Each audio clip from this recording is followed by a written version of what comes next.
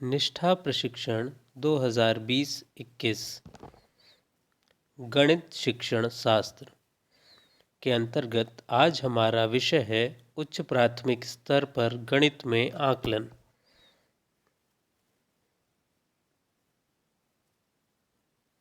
सीखने के प्रतिफल।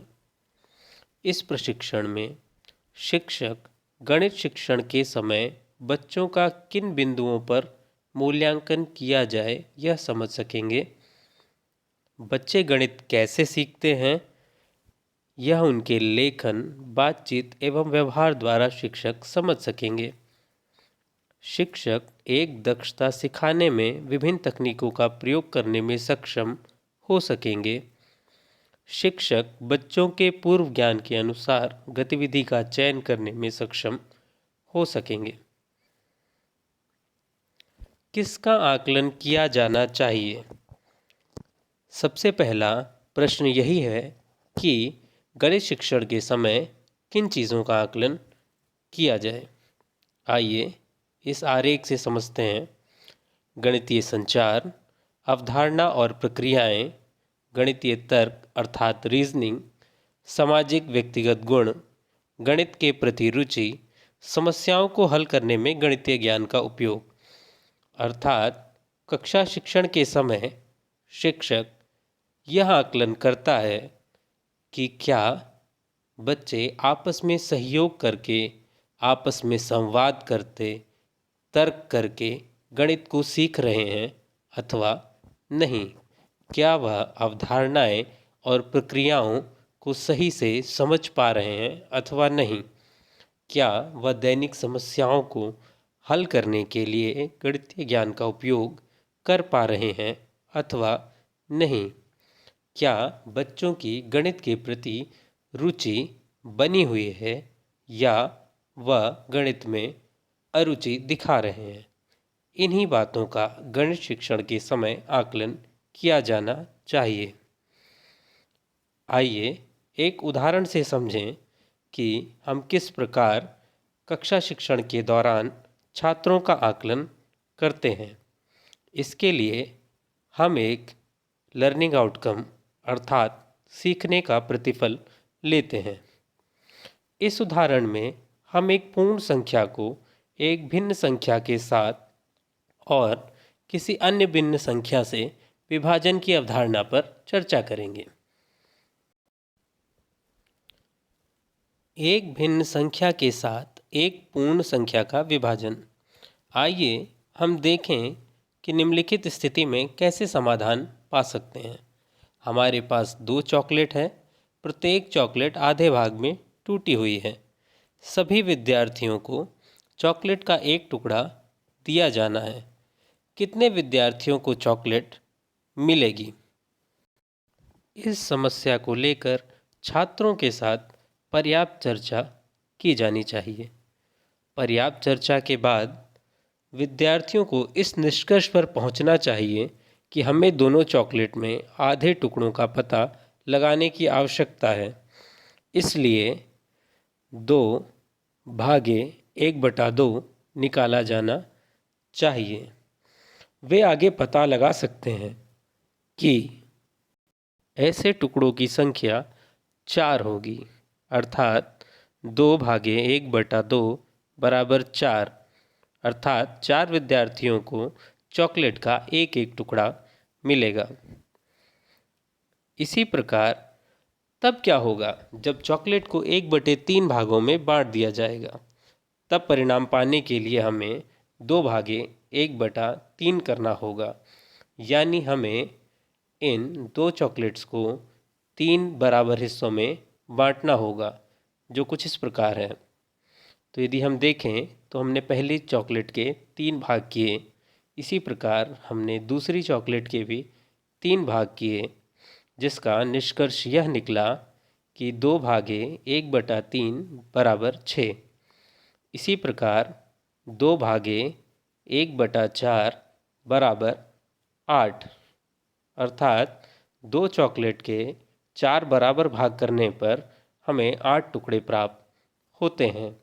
यदि इसी क्रम को हम और आगे बढ़ाएं और प्रत्येक चॉकलेट को 5-5 टुकड़ों में विभाजित करें तो 2 चॉकलेट से हमें 10 टुकड़े प्राप्त होते हैं।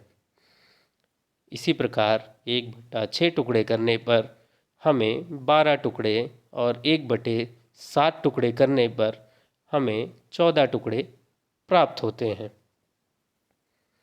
क्या छात्र इसमें कोई पैटर्न देखते हैं? यदि हम देखें, प्रत्येक बार हर की संख्या 1 बढ़ने पर टुकड़ों की संख्या 2 बढ़ जाती है। यानी 3 पर 6 टुकड़े और 1/4 पर 8 टुकड़े, 1/5 पर 10 टुकड़े, 1/6 पर 12 टुकड़े और 1/7 पर 14 टुकड़े। प्रत्येक स्थिति में 2-2 टुकड़े बढ़ते जा रहे हैं। विद्यार्थियों को पैटर्न का निरीक्षण करने और भाग विधि खोजने के लिए प्रेरित किया जा सकता है। आइए एक लिखित समस्या लें। एक विद्यालय में 7वीं कक्षा में 5 खंड हैं। क्षेत्र भ्रमण पर जाने के लिए कक्षा अध्यापकों को संबंधित कक्षा को 5/6वें भाग में विभाजित करने के लिए कहा गया है। यदि प्रत्येक भाग को एक बस की आवश्यकता होती है तो क्षेत्र भ्रमण के लिए कितनी बसों की आवश्यकता होगी? आइए इसके समाधान पर चर्चा करें कि क्षेत्र भ्रमण के लिए हमें कितनी बसों की आवश्यकता होगी। माना कक्षा 7 में 5 खंड हैं, A, B, C, D और E। यदि कक्षा शिक्षक प्रत्येक खंड को 5/6 भागों में कुछ इस प्रकार विभाजित करता है और यदि प्रत्येक कक्षा के प्रत्येक खंड को मिलाकर एक बस की आवश्यकता पड़ती है तो हमें कुल बसों की आवश्यकता पड़ेगी कुछ इस प्रकार से: 1, 2, 3, 4, 5 और अंत में 6। अर्थात क्षेत्र भ्रमण के लिए बसों की आवश्यकता होगी जिनकी संख्या है 6। यदि इसे लिखित रूप में हल करें तो यह कुछ इस प्रकार हल होगा: 5 भागे 5/6। इसे हम लिख सकते हैं 5 × 6/5, अर्थात 5 × 6 30 भागे 5 बराबर 6। कुल बसों की संख्या 6 हुई। इस प्रकार हम छात्रों के अवलोकन और किसी लिखित समस्या को लिखकर किस प्रकार हल किया जा सके इसका आकलन कर सकते हैं। आइए एक और उदाहरण लें। इस उदाहरण में हम 2 पूर्णांकों के गुणा के प्रतिफल को प्राप्त करने के लिए अलग अलग गतिविधियों का प्रयोग करेंगे और देखेंगे कि इन गतिविधियों का प्रयोग करते समय छात्रों का किस प्रकार से आकलन किया जा सकता है। सबसे पहले 2 पूर्णांकों का गुणा सिखाने के पूर्व हमें कुछ बातें ध्यान में रखनी चाहिए। जैसे विद्यार्थी पूर्णांकों को जोड़ने और घटाने के बारे में अवगत है, क्योंकि जोड़ने और घटाने की अवधारणा के बाद ही हम गुणनफल की अवधारणा सिखाते हैं। दूसरा, बच्चे पैटर्न के बारे में पर्याप्त रूप से जानते हैं, क्योंकि पैटर्न एक अच्छा उदाहरण हो सकता है पूर्णांकों का गुणा सिखाने के लिए।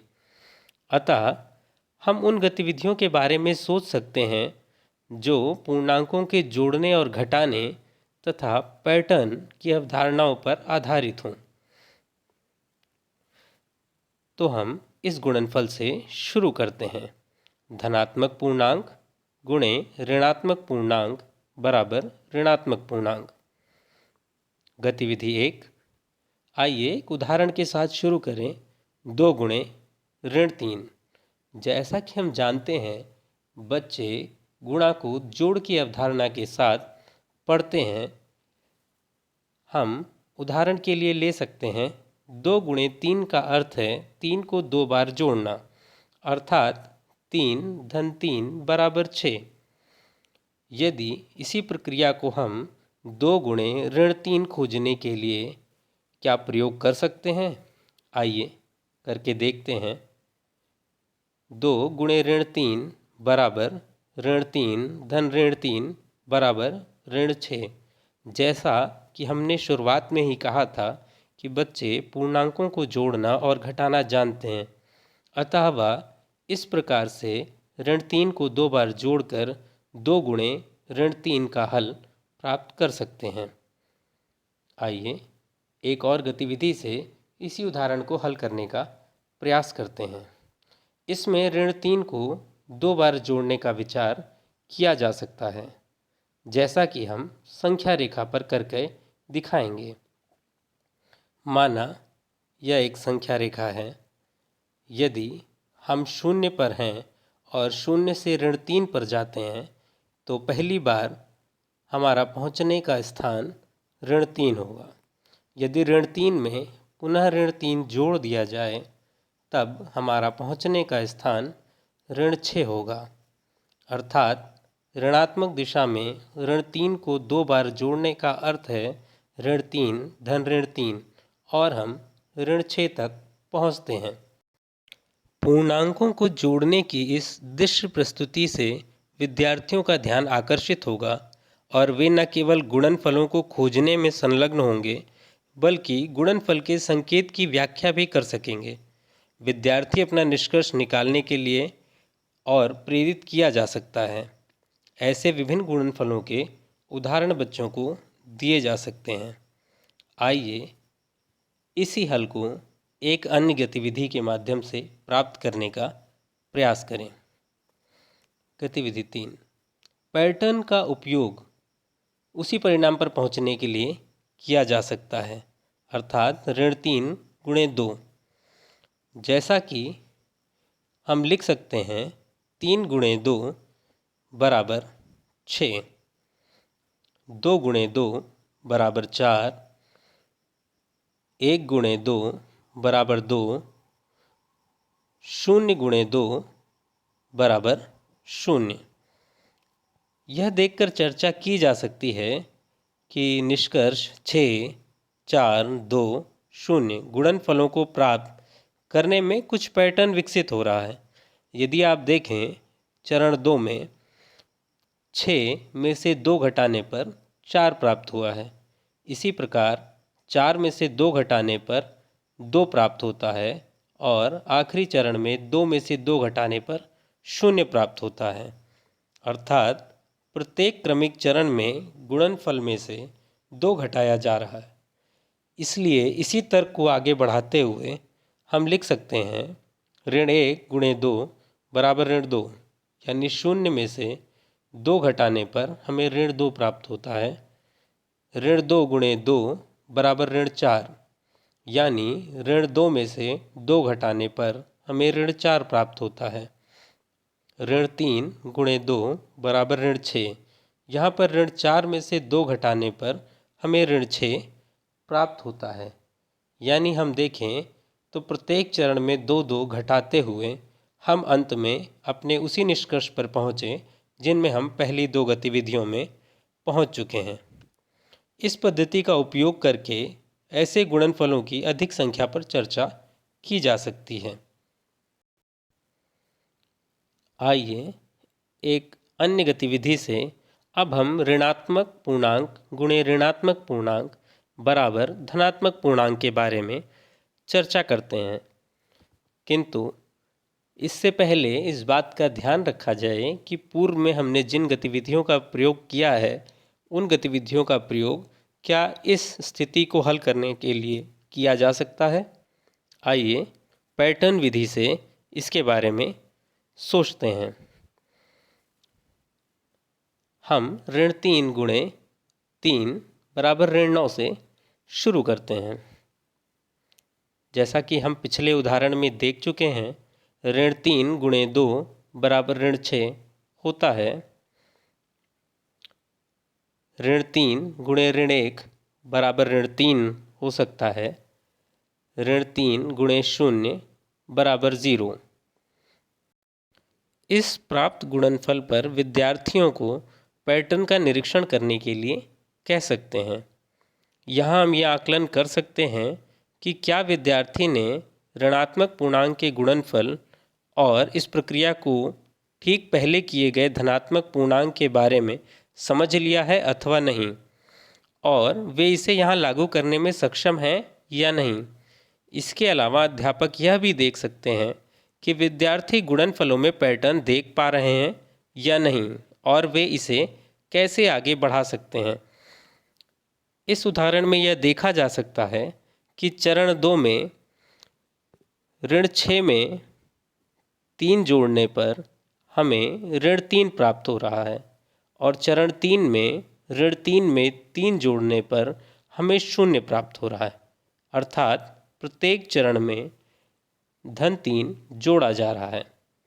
अगर इसी पैटर्न को हम आगे बढ़ाते हैं तो हम देखते हैं कि ऋण 3 गुणे ऋण 1, 3 में 3 जोड़ने पर यानी 0 में 3 जोड़ने पर हमें 3 प्राप्त हुआ। इसी प्रकार ऋण 3 गुणे ऋण 2 बराबर 6, यानी 3 में 3 जोड़ने पर हमें 6 प्राप्त हुआ। अतः हम कह सकते हैं कि ऋणात्मक पूर्णांकों का गुणा धनात्मक होता है। आइए इसे संख्या रेखा पर समझने का प्रयास करते हैं। जैसा कि आप देख सकते हैं हमारे सामने लिखा है ऋण गुणे ऋण बराबर। अभी हमें इसे ज्ञात करना है कि यह क्या होगा। जैसा कि आप देख सकते हैं गुणा के दोनों तरफ ऋण के चिन्ह हैं। पहले ऋण का चिन्ह का अर्थ है कि किस दिशा की ओर आगे बढ़ना है। आप संख्या रेखा पर देखें तो बत्तख का मुंह ऋणात्मक दिशा की ओर है क्योंकि हमारा पहला चिन्ह ऋणात्मक है। इसी प्रकार दूसरे ऋण का अर्थ है कि हमें आगे या पीछे बढ़ना है। चूँकि ऋण है अर्थात हमें जिस दिशा में हम खड़े हैं उसके विपरीत दिशा में पीछे की ओर बढ़ना है। यानी आप देख सकते हैं कि बत्तख धनात्मक दिशा की ओर बढ़ रहा है, अर्थात ऋण और ऋण का गुणा धन होता है। इसी प्रकार शिक्षक और उदाहरणों के माध्यम से छात्रों को इन चिन्हों, प्रतीकों और इनके प्रयोगों से परिचित करा सकते हैं। साथ ही साथ शिक्षक विद्यार्थियों को पूर्णांक के प्रकार यानी धनात्मक और ऋणात्मक के बारे में पूछ सकते हैं और उपरोक्त दोनों गुणनफलों के बारे में पूछ सकते हैं। शिक्षक छात्रों को 2 ऋणात्मक, 3 ऋणात्मक, 4 ऋणात्मक संख्याएं देकर उनके परिणाम के चिन्ह के बारे में पूछ सकते हैं। इस प्रकार शिक्षक छात्रों में पूर्णांक की समझ को बेहतर विकसित कर सकते हैं और साथ ही साथ यह आकलन कर सकते हैं कि छात्र किस पक्ष में गलती कर रहे हैं या कहाँ सुधार की आवश्यकता है। किंतु यह ध्यान दिया जाए कि 2 पूर्णांकों का गुणा करने के लिए केवल अभ्यास देने की बजाय उन्हें खेलने के लिए एक खेल दिया जाए जिसमें कई बार पूर्णांकों का गुणा करने की आवश्यकता होती हो। धन्यवाद।